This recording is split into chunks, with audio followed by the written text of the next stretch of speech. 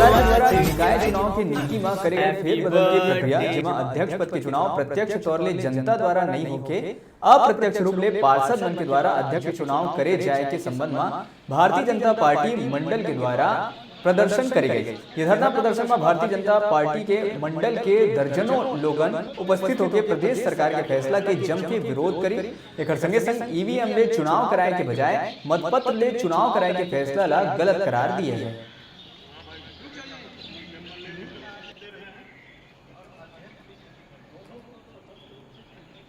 राज्यपाल महोदय के नाम से ज्ञापन दिया हम ज्ञापन को कैप्टन मोदी के माध्यम से और ज्ञापन में किन किन बातों का उल्लेख किया गया था? दिल्ली में लोग चाह रहे हैं पब्लिक करे चुनाव पार्षद का और अध्यक्ष का। जनता से बहुत भयभीत हो गई है, अब भागना चाह रही है। अब जनता के ऊपर से कांग्रेस का विश्वास खत्म हो चुका है। उसे लगने लगा है कि पैसे का दुरुपयोग करके, शासन सत्ता का दुरुपयोग करके ही सिर्फ इसे हासिल किया जा सकता है। इसलिए हर छल कपट जो इनकी पहले से पुरानी नीति रही है उसको अपनाने का पूरा प्रयास कर रहे हैं, जिससे फिर से काबिज हो सके नगरीय क्षेत्रों में। ये भी हमारा संगठन ही तय करेगा, जो निर्णय लेगा वो सर्वमान्य रहेगा। धन्यवाद। जनता के मताधिकार का हनन करने के लिए वर्तमान छत्तीसगढ़ सरकार ने पार्षदों के माध्यम से नगर निकाय अध्यक्ष का चुनाव कराने का जो अध्यादेश लाने की तैयारी की है, वो वास्तव में जनता के बीच में कांग्रेस सरकार फेल हो चुकी है। जितना विधानसभा चुनाव में उन्होंने वादा किया था वो पूरा नहीं कर पा रही है।